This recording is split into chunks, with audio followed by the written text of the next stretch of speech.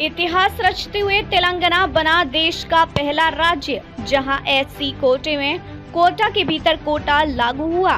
First in India Telangana implements SC सब categorisation policy. Telangana बना भारत का पहला राज्य जिसने अनुसूचित जातियों के लिए आरक्षण को सब कैटेगरी यानी कोटा विद इन कोटा के रूप में लागू किया। 59 उपजातियों को 3 समूहों में विभाजित कर अलग अलग आरक्षण तय किया गया।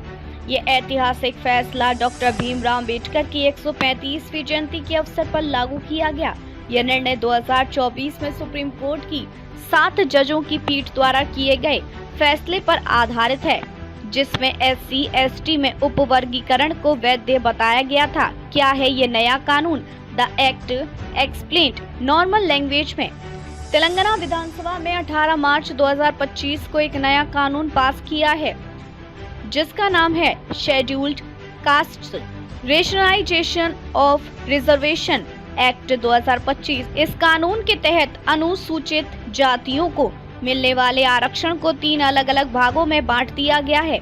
इसे आसान भाषा में आरक्षण के अंदर आरक्षण कहा जा सकता है। अब एससी समुदाय की 59 उपजातियों को 3 ग्रुप्स में बांटा गया है। ग्रुप फर्स्ट, इसमें 15 उपजातियां हैं जिन्हें 1% आरक्षण मिलेगा। ग्रुप सेकंड, इसमें 18 उपजातियां हैं जिन्हें 9% आरक्षण मिलेगा।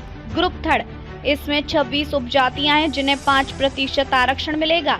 अब ये आरक्षण एचसी के कुल 15% कोटे के अंदर ही बांटा गया है, यानी एचसी को जो आरक्षण पहले से मिल रहा है उसी के अंदर इन 3 ग्रुप्स को उनकी जरूरत और पिछड़ेपन के आधार पर अलग अलग हिस्सा दिया गया है। इसका मकसद यह है कि जो उपजातियां अभी तक ज्यादा पीछे थी उन्हें भी बराबरी का मौका मिल सके। क्यों लिया गया ये फैसला? सामाजिक न्याय की दिशा में यह एक बड़ा कदम माना जा रहा है। कुछ एचसी उपजातियां जैसे मालास पहले से ज्यादा लाभ उठा रही थी, जबकि मलरेगा जैसी उपजातियां 30 वर्षों से आरक्षण में न्याय की मांग कर रही थीं। 2024 में सुप्रीम कोर्ट ने मंजूरी दी थी कि एचसी एसटी समुदायों में अधिक पिछड़ों वर्गों को अलग से कोटा दिया जा सकता है। अधिसूचना और कार्यान्वयन गैजेट्स नोटिफिकेशन एंड इम्प्लीमेंटेशन 8 अप्रैल 2025। इस एक्ट को राज्यपाल की मंजूरी मिली। 14 अप्रैल 2025 इसे तेलंगाना गजट में प्रकाशित कर औपचारिक रूप से लागू कर दिया गया।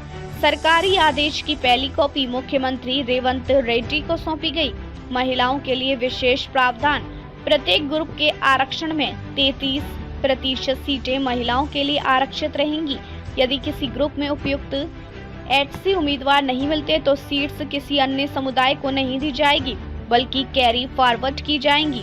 जनगणना के बाद आरक्षण में संशोधन संभव। अभी भी सब कैटेगराइजेशन 2011 की जनगणना पर आधारित है। 2026 की जनगणना के बाद एचसी की जनसंख्या बढ़ने पर आरक्षण को नए आंकड़ों के अनुसार बदला जा सकता है। प्रतिक्रियाएं और बयान। सीएम रेवंत रेड्डी। अम्बेडकर जयंती के पावन अवसर पर हमने सोशल जस्टिस को हकीकत में बदलते हुए यह ऐतिहासिक कदम उठाया है। Telangana is proud to make history. मंत्री उत्तम कुमार रेड्डी। हमने न केवल कानून बनाया बल्कि उसे पूरी तैयारी और कानूनी मजबूती के साथ लागू किया है। यह कांग्रेस सरकार की प्रतिबद्धता का प्रमाण है। राजनीतिक और सामाजिक मायने यह कदम कांग्रेस सरकार के लिए एक बड़ा सामाजिक और राजनीतिक स्टैंड है। भाजपा, बीआरएस और अन्य दलों ने पहले इस विचार का समर्थन किया था, लेकिन पहली बार किसी सरकार ने इसे लागू किया। इससे एचसी समुदाय के भीतर समान अवसर सुनिश्चित होंगे, खासकर उन जातियों के लिए जो दशकों से हाशिए पर थी। तेलंगाना सरकार का यह कदम न केवल एक साहसिक और ऐतिहासिक पहल है, बल्कि यह देश भर में अन्य राज्यों के लिए एक मॉडल बन सकता है। रिजर्वेशन विद इन रिजर्वेशन जैसे जटिल मुद्दों पर इस तरह की कानूनी और सामाजिक संतुलन वाली नीति भारत में सामाजिक न्याय की दिशा में एक नई शुरुआत साबित हो सकती है।